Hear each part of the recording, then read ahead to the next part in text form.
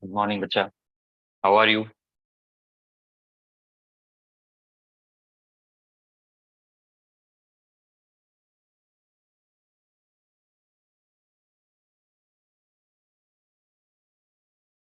Is my voice clear? Is it audible?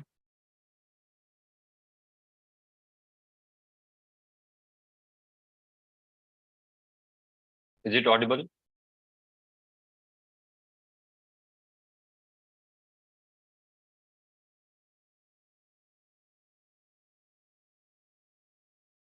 Okay.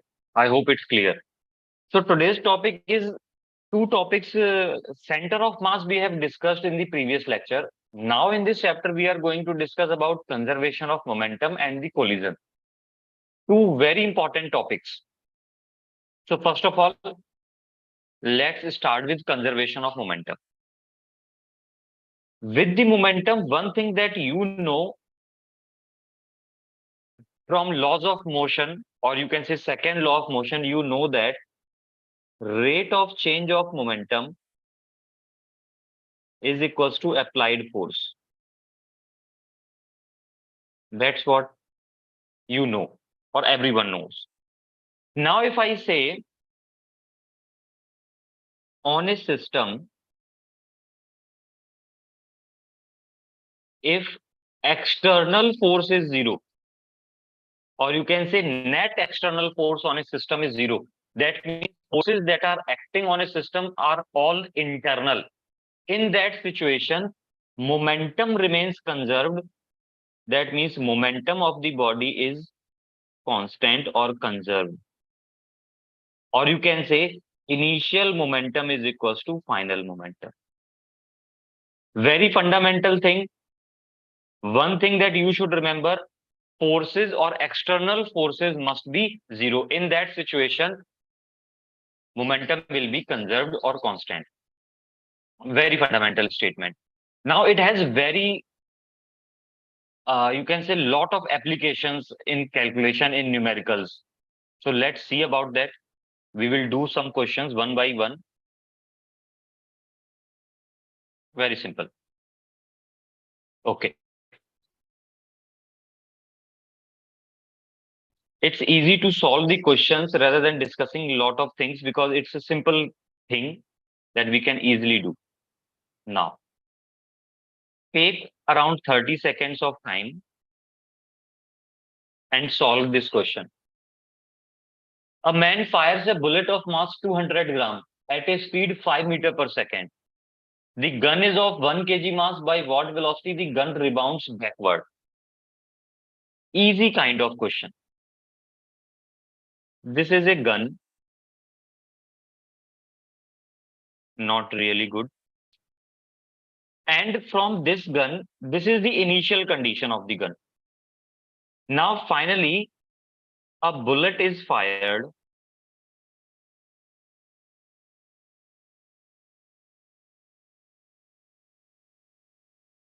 Or you can say, finally, this is final condition of the gun. A bullet is fired.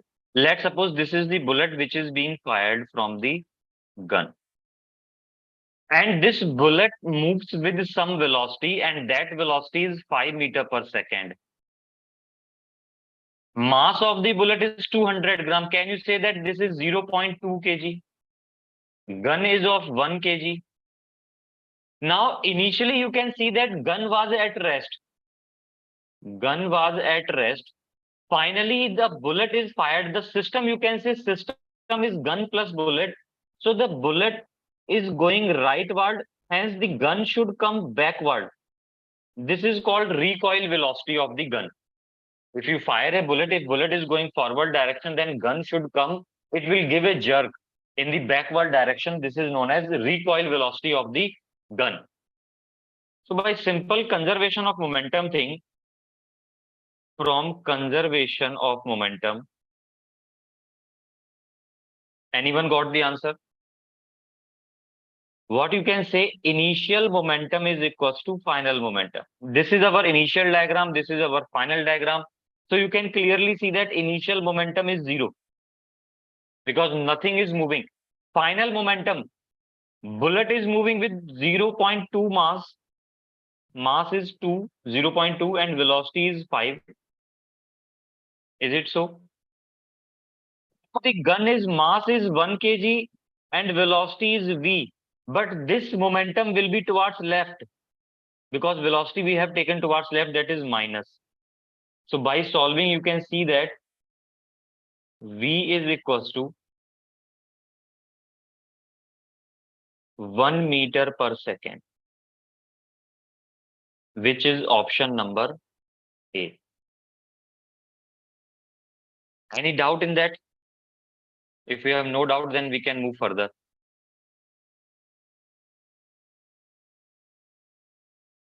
Clear? Next question. Now, this is again another question. Now, when we are discussing about conservation of momentum, I have told you that there is no external force.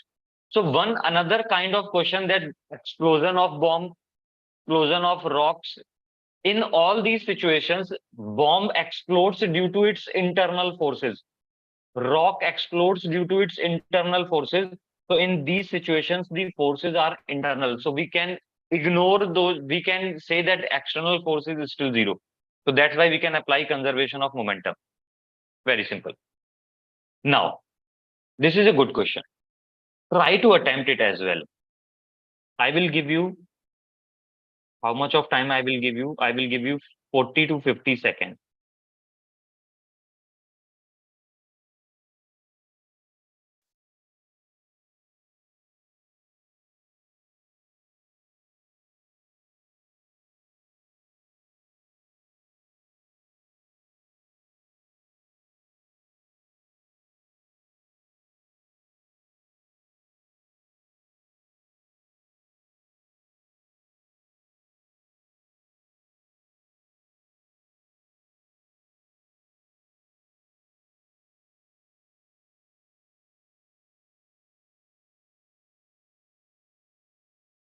So let's try to solve this question.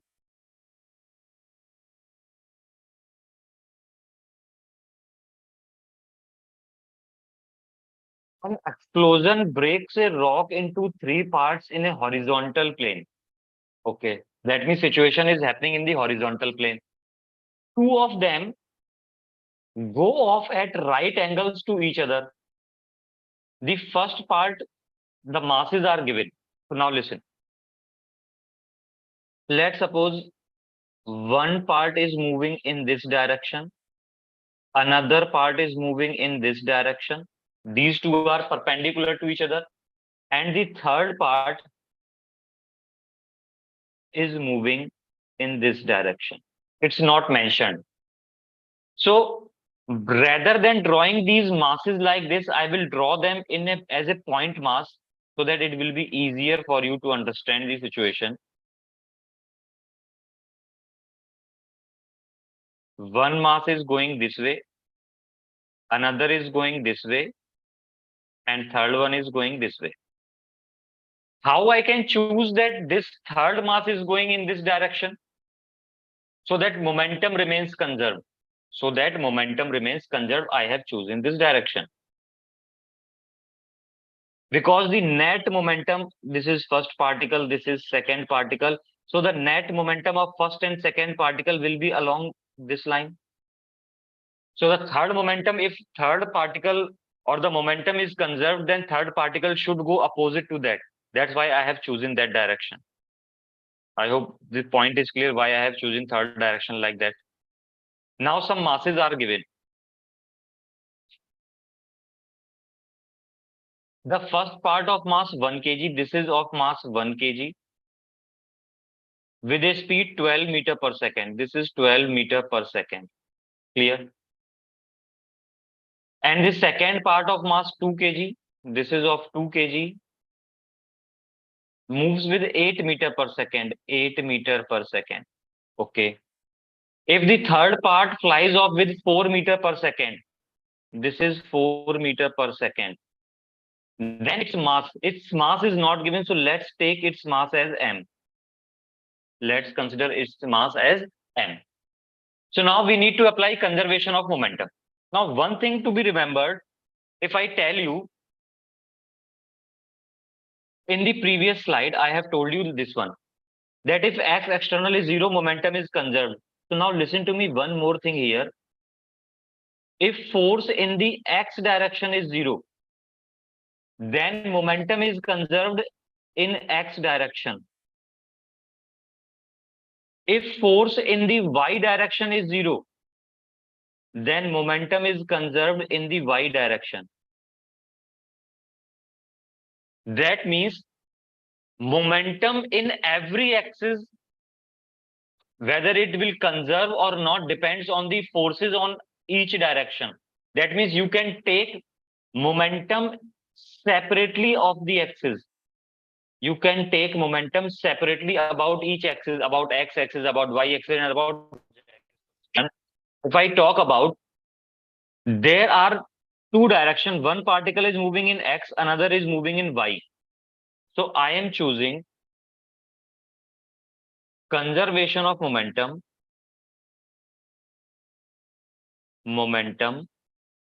in x direction.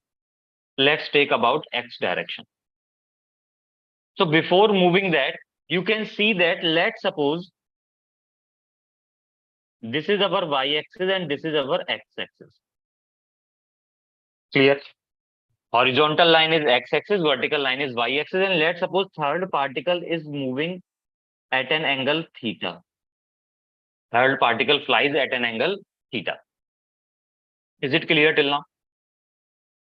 Now, if I take in x direction, then x direction momentum should remain conserved.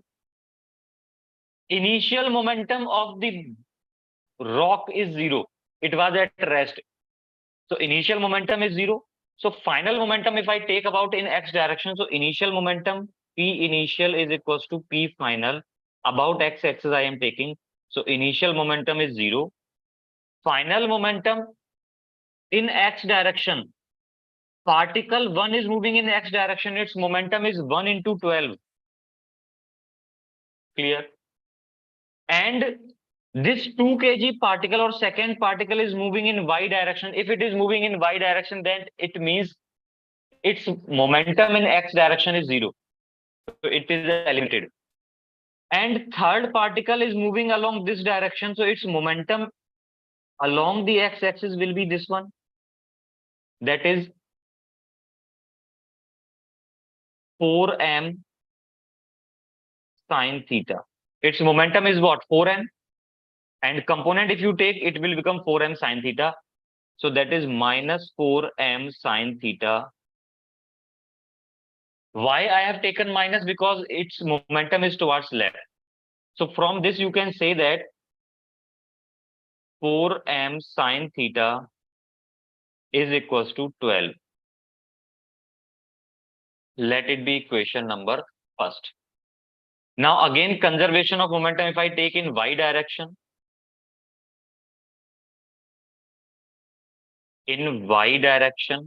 if I take conservation of momentum, then again, in y direction, initial momentum is 0. Final momentum, if I talk about, particle 1 is moving in horizontal direction. That means its momentum is 0 in y. Eliminated. Second particle has a momentum 2 into 8. Third particle has a momentum in y direction, what? Minus 4m cos theta. So you can say that 4m cos theta is equals to 16. This is equation number 2. If you divide equation 1 and 2, you will get tan theta. Dividing 1 and 2, 1 divided by 2, what you will get? Tan theta is equals to 3 by 4. You can divide it. So tan theta is equals to 3 by 4. What does it mean? That means in a triangle, tan theta is 3 by 4. So hypotenuse will be 5. Hypotenuse will be 5. So sin theta will be 3 by 5. So from equation number 1, what I will say, 4m sine theta is 3 by 5 is equals to 12. So mass is equals to, you can say 4 and 3, 12 and 12 cancel. So mass is equals to 5 kg. Mass is equals to 5 kg, which is our option number D.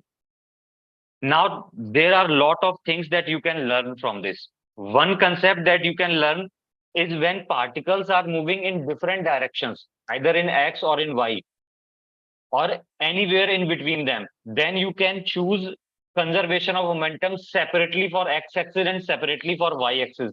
This is the one basic thing. That's why I have picked this question. Another thing, how to apply conservation of momentum in X and Y separately. In X, in this situation, you need to take components because particle is moving in this direction. Particle is moving in this direction. So its momentum was mass into velocity, that is 4m. If you take the component in y, that is 4m cos theta, this is 4m sin theta. So after getting these 2 or 3 things, it will be very easy for you to explore the things. Is there any doubt in this question? You can ask if you have any doubt. So now I am moving further. Okay, this is another question. I have picked various, you can say variety of questions here. In this question, the velocities are given in vector form. Velocities are given in vector form. Okay, so listen. An object flying in air with velocity something like this suddenly breaks in 2 pieces whose masses are in the ratio 1:5. That means there are 2 masses m1 over m2 and these are in the ratio of 1:5. It's given. The smaller mass flies with a velocity this one. The velocity of the larger piece will be. So clearly there is an explosion kind of thing, breaks. So the forces will be internal. So we can apply conservation of momentum. So if we can apply conservation of momentum, then one thing. Can you see that m1 and m2 are in the ratio 1:5? Then total mass, the original mass will be 6. If this is x, this is 5x. So total mass will be 6x. Can you see that? Is it clear? Na? Ratio thing, you know that. So I am not taking x because x is going to be cancelled. So I am taking total mass as 6. First mass is 1, second is 5. You can clearly see that. Now, from conservation of momentum, P initial is equals to P final. One thing. Initially, the object is flying, its mass is 6, is flying with velocity 20I plus 25J minus 12K. Check that I have placed correct values. Now, finally, there are 2 masses. One mass is of 1 kg. So they are saying the smaller mass flies with a velocity 100I plus 35J plus 8K. Is there anyone who can solve it before I can solve this? And second mass, the velocity of the larger piece will be, second particle has a mass 5 and its velocity I don't know. I want to calculate this velocity. So let's suppose its velocity is Vx I cap plus Vy j cap plus Vz k cap. What are these Vx, Vy, Vz? These are the x, y, and z component of the velocities. Now, simplify the equation and compare. If you can see that, if I solve it, it will be multiply the 6, it will be 120 I cap plus 150 j cap minus 72 k cap is equals to 100 I plus 35 j plus 8 k is equals to 5, or I will multiply this 5.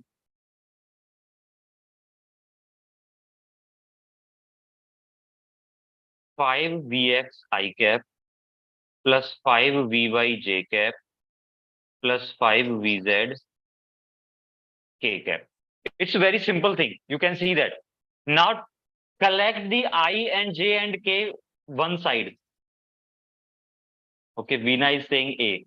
Okay, let's check it. 120I minus 100, that is 20I. Check the calculation if I am wrong or correct. Plus you can say 150 minus 35. That is 115J and that is minus 80K is equals to 5 Vx I cap plus 5 Vy j cap plus 5 Vz k cap. Now compare the I, j and k components. If you compare I, j and k, you will get Vx. Vx is equals to 4. Vy is equals to 5 to the 10, 3, and Vz is equals to minus 16. Very good, Logesh. Logesh and Veena both are correct. So you can get that Vx is 4, Vy is 23, and Vz is minus 16. So out of these, which option is correct? Option A is correct. Is it clear? I think it's clear now. So two types, one is vector form, another is 3D form, 2D form I have taken. Now one more question that we can take.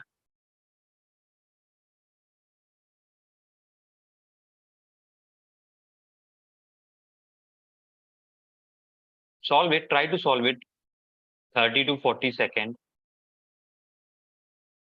Because it's time for you to solve the questions. If you really want to score somewhere near the, you can say to get some colleges, if you want to clear, then you should practice a lot. So I need the answer of this question. A mass of 1 kg is thrown up with a velocity 100 meters per second. Okay, one more thing that I want to ask you or want confirmation from your side, whether you are solving the question by yourself or because these are the PYQs. So these are easily available on the internet as well. If you can search the question, you will get the answer very quickly. Or if you have PYQs book, then you will get the answer. You can get the answer very quickly. So please don't try to do that. Try to solve it by yourself and be honest with yourself. That's what I just want to say. I know that nobody of you is cheating. Nobody of you is searching on the internet, but it's the teacher thing. Every teacher is like that. Very good, Logesh. Very good. That's the thing. Everyone should say na, that we are solving by itself. Veena, Ritu, Ayushi. Question says a mass of 1 kg is thrown up with a velocity 100 meter per second. So let's analyze the situation. This is our ground. And a particle like this is thrown upward with a velocity 100 meter per second. This is the particle. Okay, very easy. Now, after 5 seconds, it explodes into, after 5 seconds, it will be at some height, like here. It will be somewhere here. It explodes in two parts. One part of mass 400 gram comes down. So from here it was broken and one part is going down with velocity 25 meter per second, which is of mass 0.4 kg. Another will go definitely upward. and which is of mass 0.6 kg, which is of mass 0.6 kg. Let's suppose its velocity is v. So we need to apply conservation of momentum. We need to apply conservation of momentum. So you can say that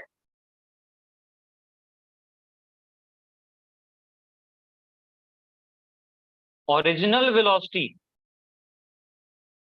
if this is the ball which is being thrown with 100 meter per second, after reaching this height or after 5 seconds, its velocity will decrease because gravity is acting downward. Its velocity will decrease. Can anyone tell me what will be its velocity after 5 seconds? G is given as 10 meter per second square. Using 1D motion, can anyone tell me what will be its velocity after 5 seconds? What will be its velocity after 5 seconds? Anyone? Ball is thrown upward with 100 meter per second. After 5 seconds, what will be its velocity? Be quick. It's not that difficult. 50 meter per second. Very good, Logesh. Its velocity will be somewhere 50 meter per second. How you can calculate that?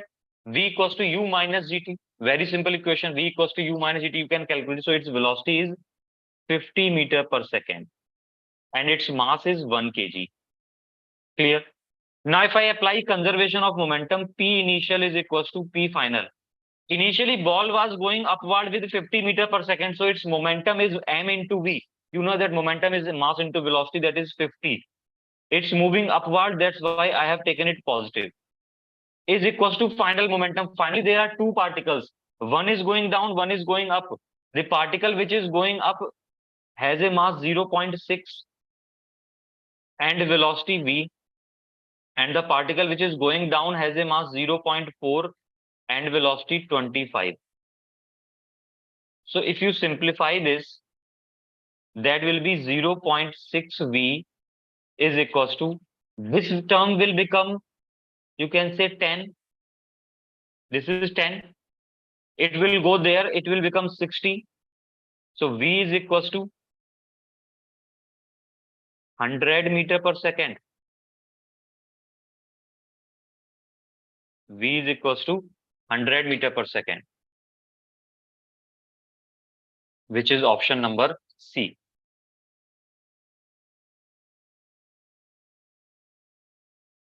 Is it okay? Should I move further? So this is the conservation of momentum thing. This is the conservation of momentum thing. Now, we are coming towards collision. If I talk about collisions, rather than discussing elastic collision first, I will tell you what is actually collision. One or two things you can remember. I will take this much part of your slide. What happens actually? Let's suppose this is a ball and this is a ball. This is just before collision. This is the situation before collision. Let's suppose this is moving with some velocity. This is also moving. This is moving with u1. This is moving with u2. And if u1 is greater than u2, then these two balls will collide. During the collision, what happens? When they meet together, the shape of the body gets deformed. The shape of the body gets deformed and they will look something like that. However, with the normal eyes, it's not possible to see. What's happening when they collide? The shapes of the body gets deformed. And if the shapes of the body gets deformed, listen to me very carefully, you will be able to solve a lot of questions. There is a deformation. There is a deformation. And this deformation has some, whenever you can say, if you deform a body, it stores some energy, which is called as potential energy. Listen again. If you deform a spring, You know what I mean with deformation. If you compress a spring, then you know that its potential energy is increased by half kx square. That means whenever the shape of a body is deformed, some potential energy is stored in it. So that's what happening. Some potential energy are stored or are being stored in these two bodies. So from where this energy comes? This energy comes from the kinetic energy. This energy comes from the kinetic energy. So what I say, that if this is the kinetic energy initial of the two combined bodies, the total kinetic energy is K initial. Then during this process, let kinetic energy of system is K. Then during this complete second situation or the second diagram, you can say kinetic energy is less than K initial, because some of the kinetic energy is converted into the potential energy due to the deformation in the body. Now comes the interesting part. The interesting part says the collision may be of three types.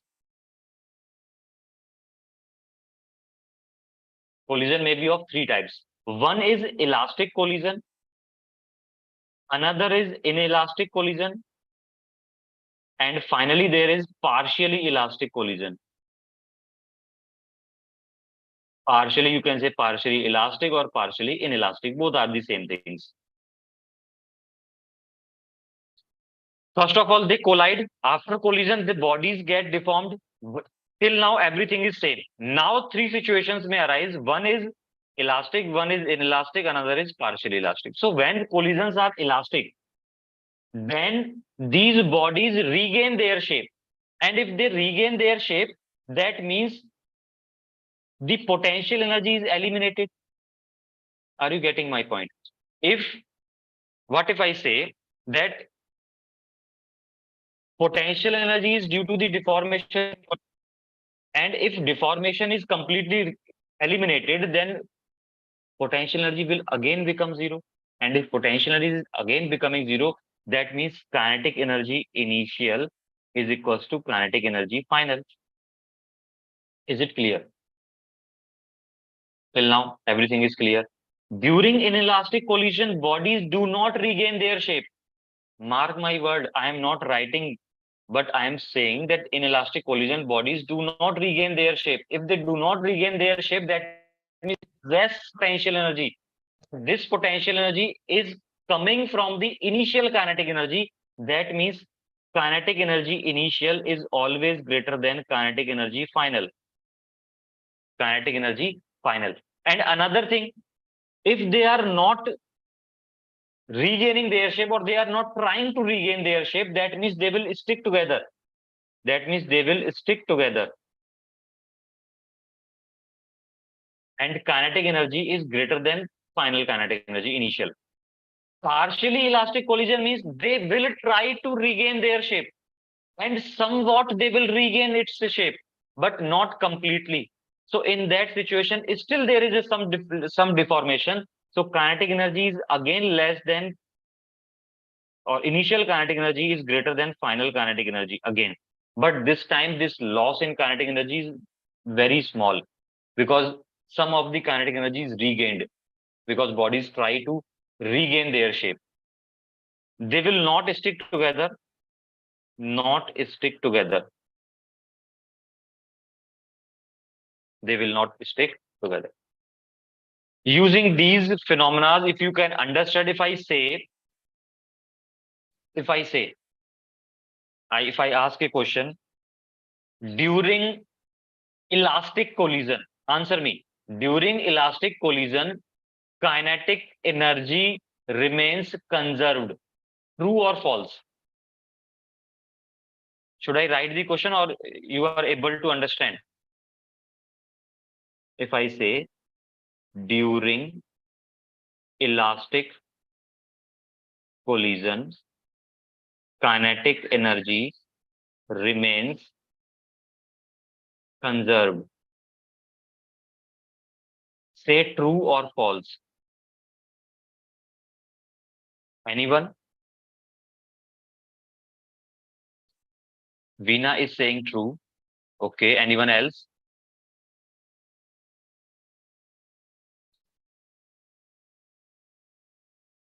Listen.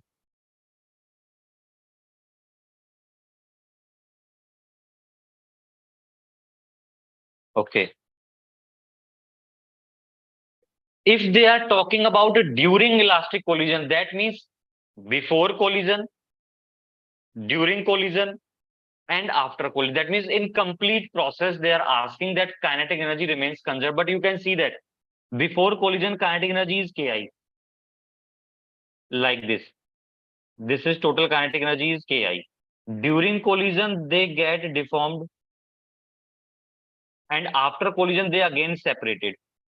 So final kinetic energy Kf. But I am saying that kinetic energy initial is equals to kinetic energy final. But during the collision, the bodies get deformed. If they are deforming, that means they are they are gaining some potential energy. By the loss of kinetic energy, that means initial kinetic energy is equals to final. That's true. But during the collision, kinetic energy is less than initial kinetic energy, or you can say final kinetic energy. That means during elastic collision, kinetic energy does not remain conserved. However, initial is equals to final, that's true. But during the mid time, during the collision, kinetic energy is not conserved. So this statement is false. Clear, I think. Now you can write whatever you want to write. I am erasing everything and we will start with elastic collision first. Veena, it's clear? Now, what is elastic collision? Now the punchlines, the key lines are here. Momentum is conserved. Very good. Next is kinetic energy initial is equals to kinetic energy final. I have told you everything, I think. So there is no need to stick there. Velocity of separation is equals to velocity of approach. This is the most important. During elastic collision, velocity of separation is equals to velocity of approach. Now, punchlines. These are the few punchlines that you should remember. First is, if masses of colliding bodies are same, then their velocities will get exchanged after collision. For example, if these are the two bodies which are of same mass m and m, and they are moving with velocity u1 and e2 as shown. So after the collision, what will happen? Their velocities will get interchanged.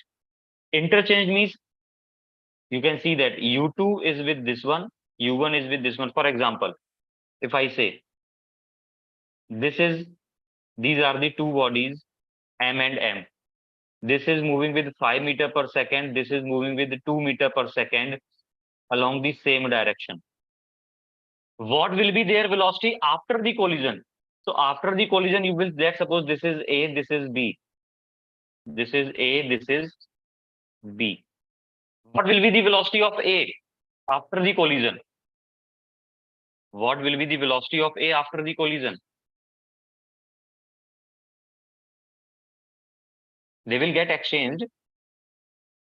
It will be 2 meter per second and velocity of B will be 5 meter per second.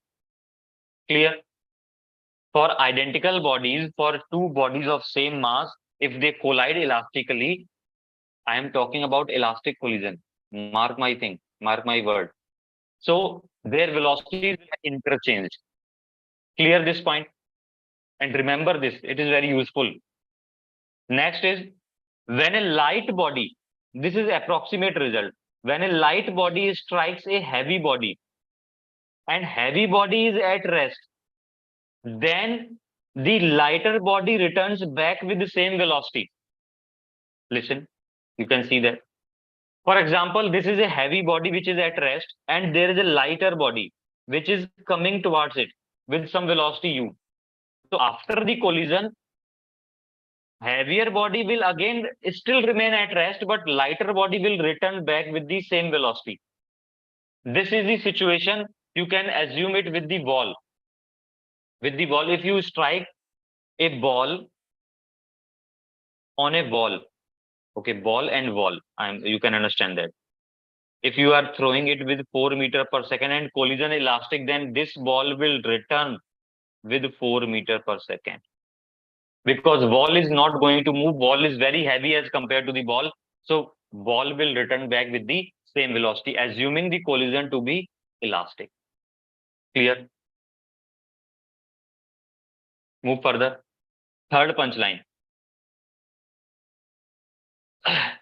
This is the reverse of previous situation. When a heavy body strikes a light body and light body is at rest, then the lighter body moves with twice the velocity of heavier body.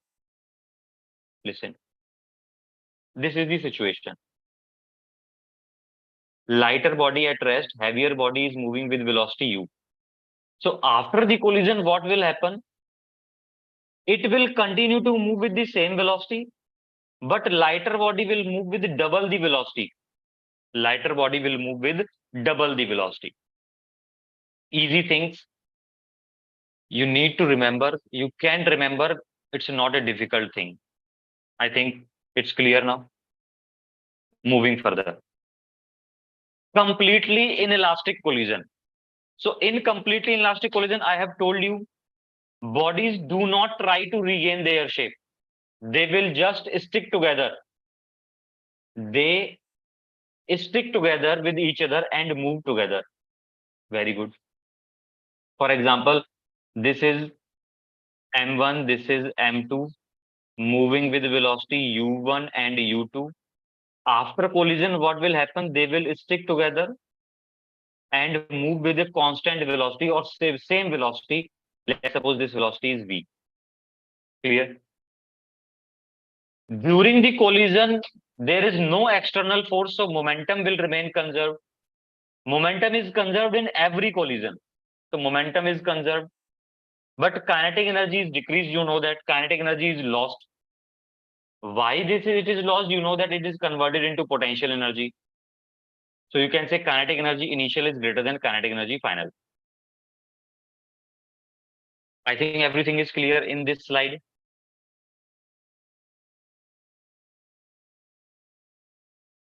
Partially inelastic collision.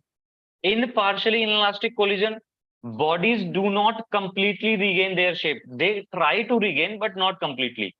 I am not taking a lot of time because I have explained it already. They do not stick with each other. They are somewhat separated because they regained their shape, not completely, but partially. Momentum is again conserved. It is always conserved in all type of collisions. Kinetic energy is lost, but loss is less or lesser than completely inelastic collision.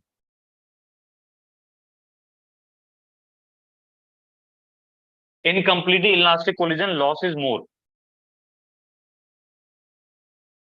Now there comes a term, velocity of separation is equals to E times velocity of approach. This E is known as coefficient of restitution.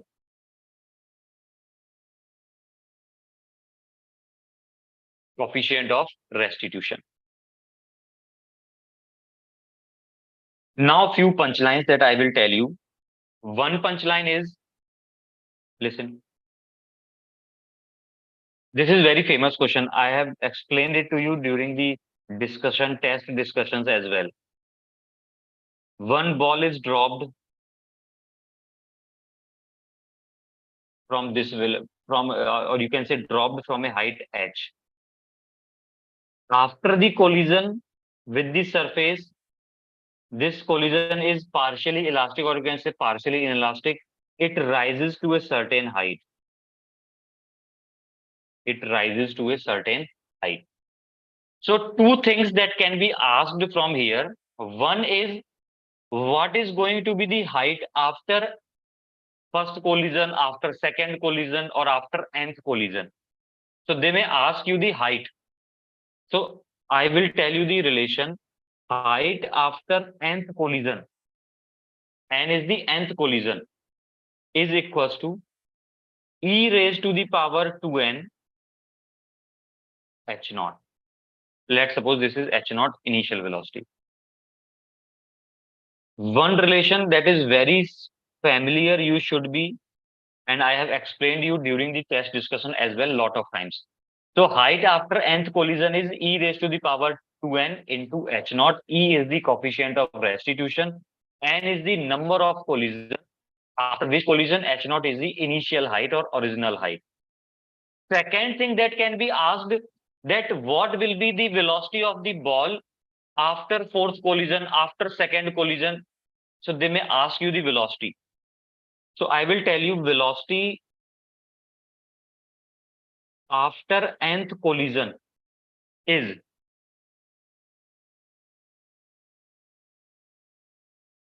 are you understanding that this is first collision? So after collision, it has some velocity. Let's suppose v1. It will again come back, and after second collision, it will again some velocity v2. So that's why I am talking about nth velocity. So nth velocity is e raised to the power n into original velocity.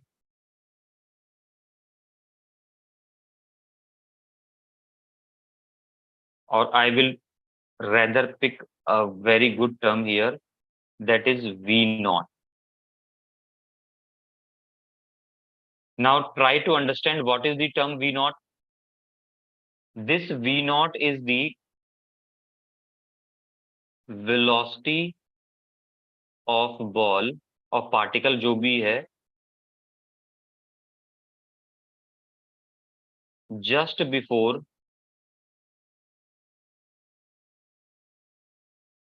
first collision.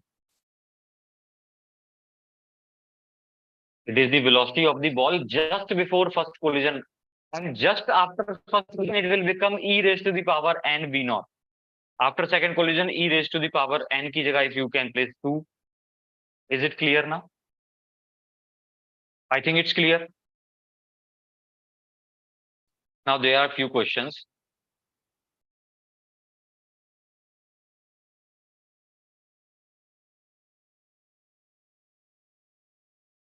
Take 30 to 40 seconds to solve this out.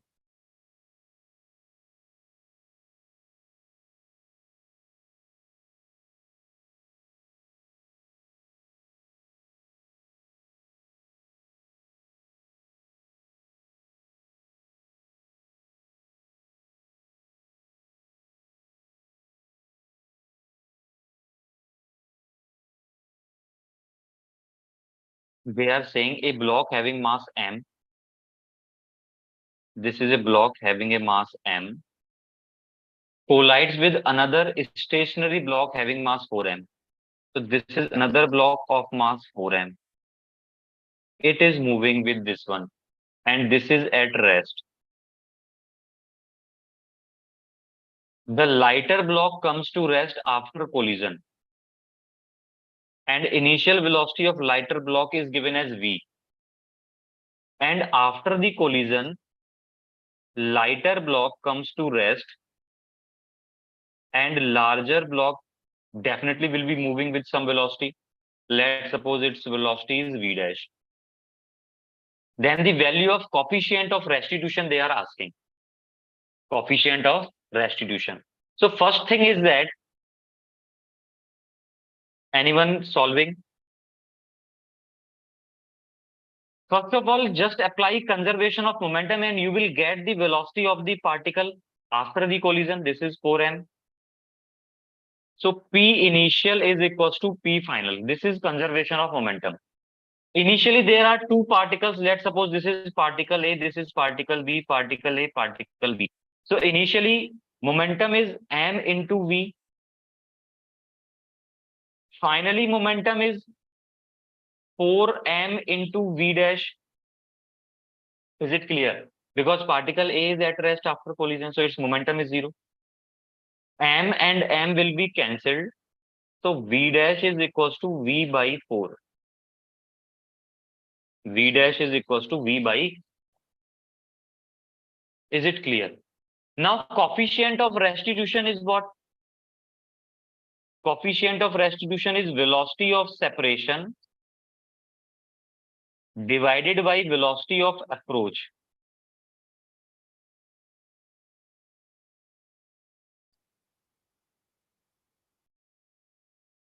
So if I talk about velocity of separation, this is the thing when they are separating.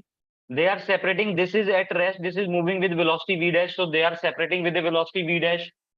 So velocity of separation is v dash. V dash means v by 4 divided by velocity of approach. This is at rest. This is moving with velocity v. They are coming together with velocity v. That is v. V and v will be cancelled. So coefficient of restitution is 1 by 4, which is 0.25. Which is 0.25. And correct option is A.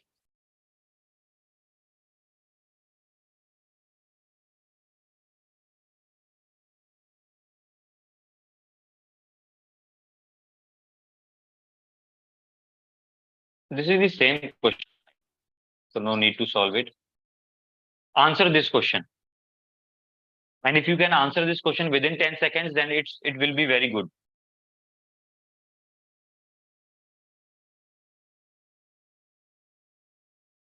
Within 10 seconds. What you can focus here, two identical balls, A and B, having velocity 0.5 and 0.3. Minus 0.3 means left side. Collide elastically in one dimension. The velocities of B and A after the collision will be, remember, velocities of B and A. Answer quickly. This is A, this is B.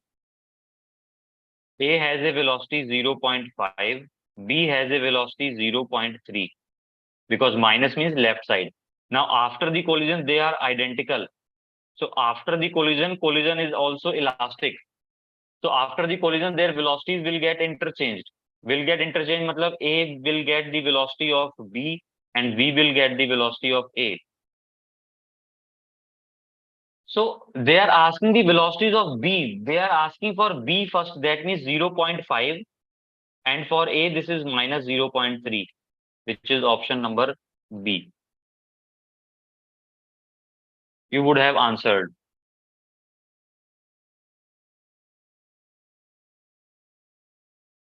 Is it clear now? There is one more question.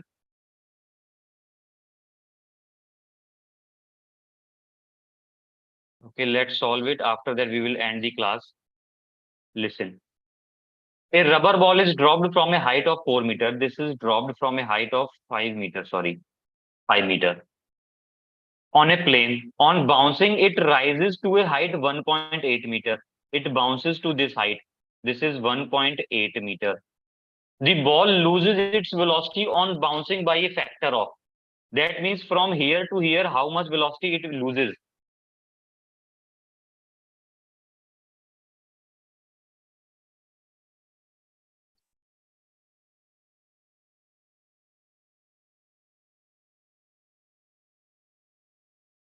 Listen. First of all, just before collision, its velocity will be, you have studied 1D motion. So after traveling this height, its velocity, let's suppose this is V. And just after the collision, it is moving with some velocity. Let's suppose this is V1 and this is V2. Clear? This is V1 and this is V2. So V1 from the 1D motion, you know that it is root 2gh. What is the height is 5 meter. So V1 is equals to root 2, G is 10, H is 5. That is 10 meter per second. Clear? After the collision V2, the velocity is V2. So V2 is again root 2gh. Using kinematics, you know that V2 is again root 2gh, but this time height of the ball is 1.8 meter. You can place the value root 2, G is 10, H is 1.8. It will be root 36. Root 36 means 6 meter per second. So how much velocity is lost? How much velocity is lost? You can say initially before collision it has 10 meter per second. After collision it has 6 meter per second. So it has lost some velocity. The fraction lost, or you can say change in velocity, is equals to 4 meter per second. And if you say the fraction, that is fractional change, that is delta v by v, that is 4 divided by original velocity is 10, that is 2 by 5. B. Very good. 2 by 5. Who answered 2 by 5? Very good, Veena. Very good. B is correct. 2 by 5 is the correct answer. Is it clear? Ravina, hello. So I think it's